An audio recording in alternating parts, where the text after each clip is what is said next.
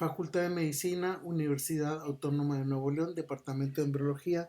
Este video está realizado por el Dr. Medicina Norberto López Serna, profesor de este departamento.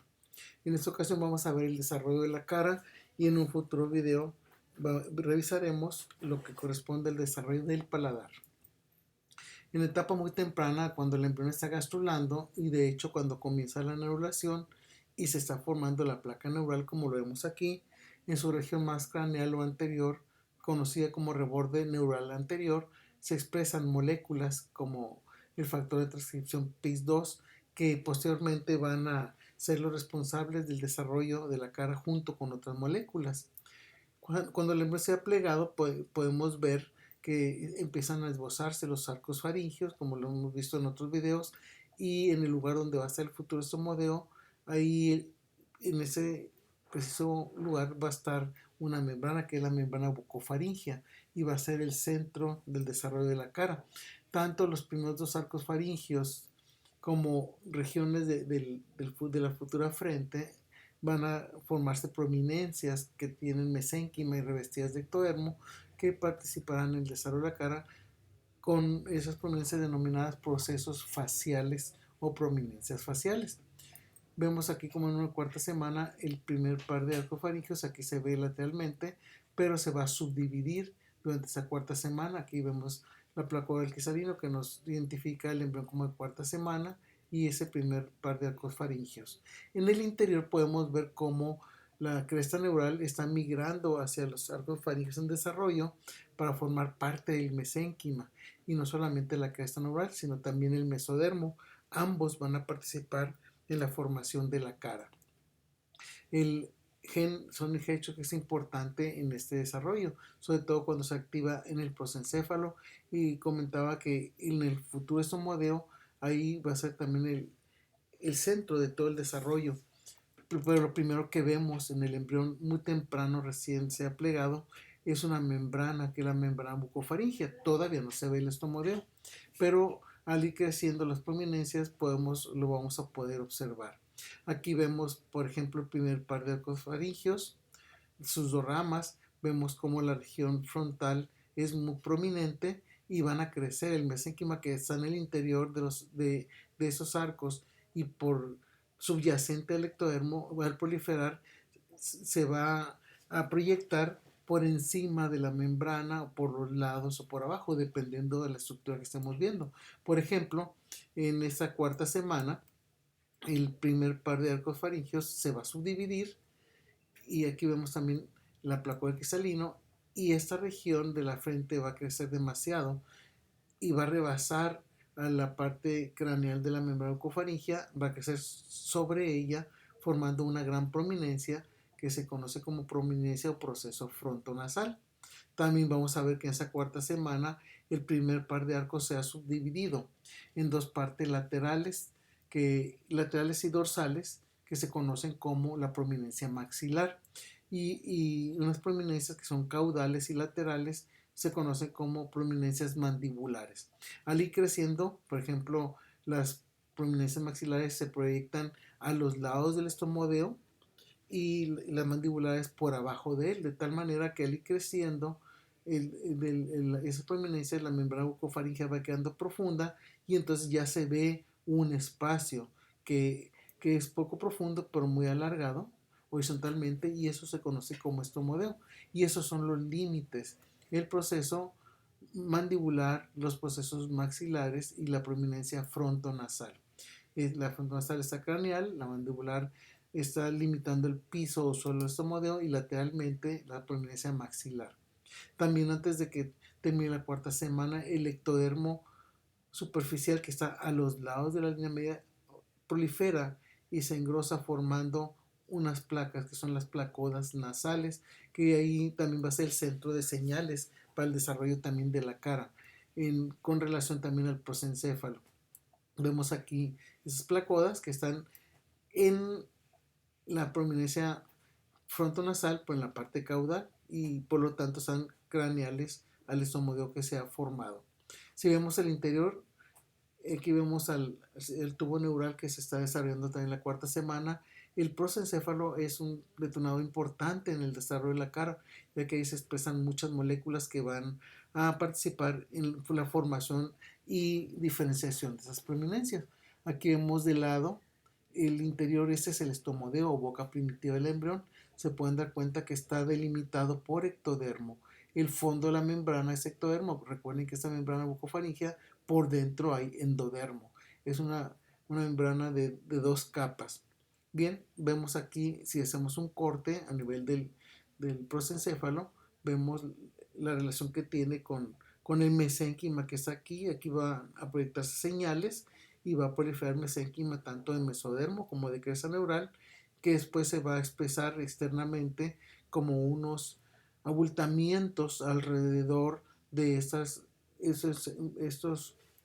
prominentes, que en este caso estos son abultamientos o engrosamientos del ectodermo. Estos son las placas nasales.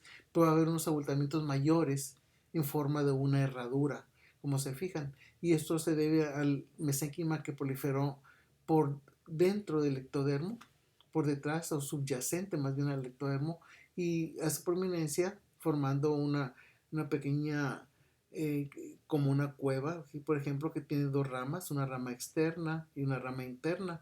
La rama interna se conoce como prominencias nasales mediales y externamente las nasales laterales. Vemos aquí ya muy profundo, no se ven las placoas nasales porque ya están en el fondo y además se están adelgazando y más adelante se van a romper para poder comunicar con la nasofaringe.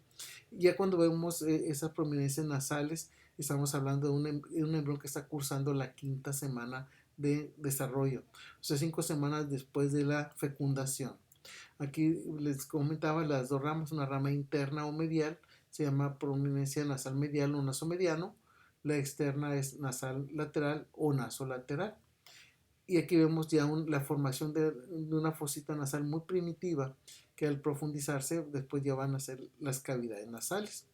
Vemos aquí en este embrión que está en microscopio de barrido, es un embrión humano, podemos ver cómo se proyectan el mesénquima que está en el interior levantando el ectodermo, por ejemplo aquí formando los procesos nasales, la nasal medial, la nasal lateral, y aquí se ve la fosita nasal. Vemos como el primer arco faríngeo se ha subdividido, como les comentaba, en una región dorsal y lateral, que es el proceso maxilar, es bilateral, está en ambos lados, y lateral y caudal está el proceso mandibular, que están delimitando también el estomodeo. El estomodeo no se alcanza a ver aquí, pero aquí se ve una sombra. A este nivel estará el estomodeo con esos límites que les he comentado. Podemos ver también cómo entre la prominencia o proceso maxilar y nasal lateral hay un surco que viene, aquí se ve el ojo en desarrollo, y ese surco es el surco nasolagrimal, que va a ser muy importante más adelante para el desarrollo del conducto del mismo nombre. Vemos aquí en este embrión de rata, podemos ver los límites. Este es el estomodeo, que es aquí, acá está la prominencia frontonasal o proceso frontonasal. Aquí vemos el proceso nasal externo o nasolateral, nasal interno o nasomediano. Ahí está la fosita nasal. Podemos ver el estomodeo y estas estructuras limitan cranealmente el estomodeo. Lateralmente el estomodeo podemos ver que está limitado por los procesos maxilares y caudalmente los procesos mandibulares. Aquí en el techo del estomodeo se puede ver la formación de la bolsa de Rathke, que participará en la formación de la hipófisis. Recuerden que todo el estomodeo está revestido de ectodermo. Vemos más adelante, durante el desarrollo, cómo estos procesos van a proyectarse más hacia la región ventral. Aquí vemos en otro embrión de rata el primer arco faríngeo, subdividido, como les comentaba, proceso maxilar, proceso mandibular. Aquí ven ustedes el proceso frontonasal, es muy grande.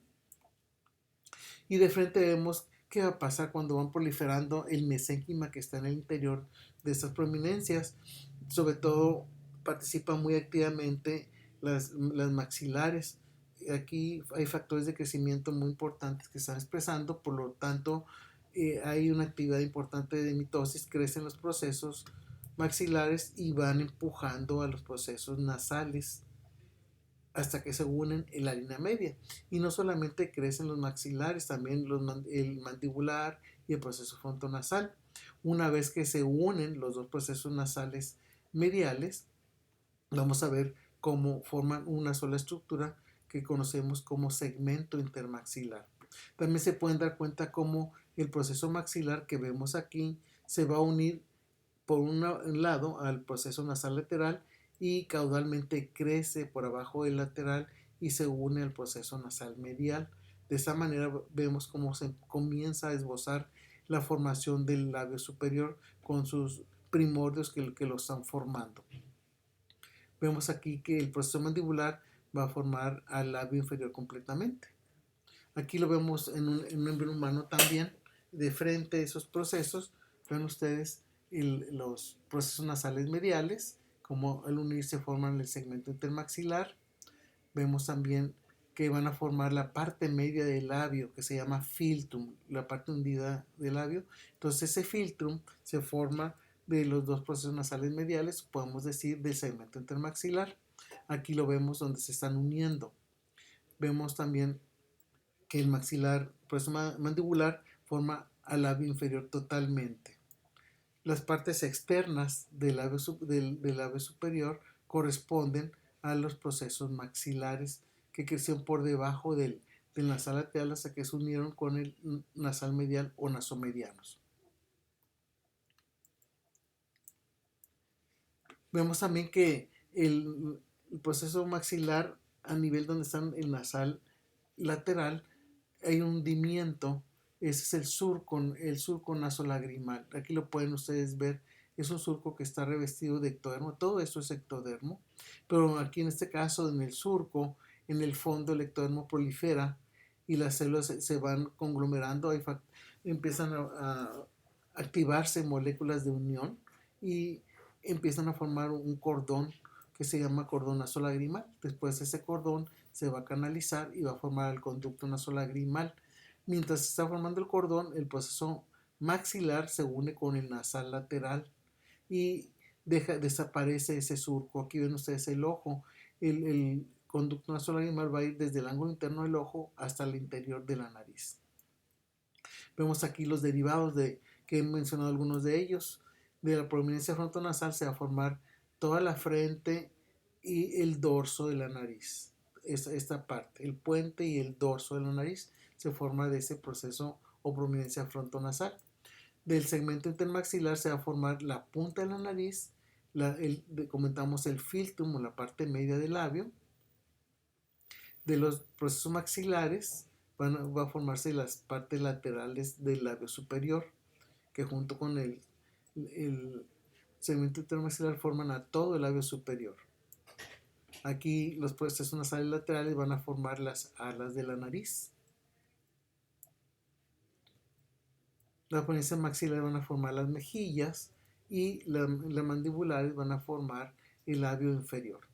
Es necesario recordar que cuando revisamos arcofaringios, en la cara hay músculos masticadores, de la masticación, que se forman del mesodermo del primer arco, y los músculos de la expresión facial se forman del mesodermo del segundo arco faringio. Las proporciones de la cara se desarrollan durante el periodo fetal y ya más adelante van a ir creciendo conforme crece el bebé, se van desarrollando. ¿Qué anomalías congénitas podemos ver en la cara? Podemos darnos cuenta cómo el proceso, puede haber fallos entre el proceso maxilar y la unión con la parte del proceso nasal medial, entonces va a formar un labio hendido lateral como lo vemos aquí. ¿Cómo identificamos un labio hendido lateral? Porque va a comunicar, o más bien está a nivel de la fosa nasal como lo vemos aquí en este feto, o como lo estamos viendo aquí también. Esa fusión de los procesos puede ocurrir de forma unilateral o puede ser también bilateral. Se conoce como labio hendido lateral. Anteriormente decíamos leporino, poco a poco hemos quitado esa palabra y decimos solamente labio hendido. ¿Por qué sucede esto? Porque hay una hipoplasia o una falta de crecimiento del proceso maxilar a este nivel por eso quedó esa abertura. Como les decía, puede ser aquí bilateral, cuando la provincia maxilares y nasal medial de ambos lados no se fusionan, entonces vemos un labio hendido bilateral. Aquí ven ustedes el filtrum y las partes laterales del labio no se completaron por falta de crecimiento de los procesos o prominencias maxilares. Aquí vemos otro ejemplo. Es una fosa nasal, aquí está la otra, por lo tanto también es un labio hendido lateral que está acompañado, como vemos aquí, de una hendidura palatina anterior o un paladar hendido anterior. En este caso es un niño ya recién nacido que falleció, que además tiene otros problemas como hidrocefalia y también tiene una ectopia cordis, una ectopia cardíaca. Un labio hendido medio es otro defecto que puede ocurrir. ¿Por qué ocurre? Porque los procesos nasales mediales en la parte caudal no se fusionaron. Y entonces aquí queda un labio hendido medio. Vemos un ejemplo, aquí lo vemos en un feto, ya muy avanzado. Claro, ese es un feto que tiene otras alteraciones, sobre todo traía una microcefalia, y aquí vemos un labio hendido medio, donde no se fusionaron los dos nasales mediales. Las fisuras oblicuas son fisuras severas, sin embargo son compatibles con la vida. En la mayoría de las veces van a requerir de diversas cirugías y les va muy bien a los niños. ¿Qué es lo que sucede en esa fisura oblicua? Pues no se fusionó el proceso maxilar con el nasal lateral. Entonces queda esa fisura que va desde el ángulo interno del ojo hasta esta región de las alas de la nariz. A veces puede acompañarse, como en este caso, con un labio hendido lateral y lo más severo, como en este caso también, con una fisura palatina. Esos son los defectos más frecuentes del desarrollo de la cara. Muchas gracias.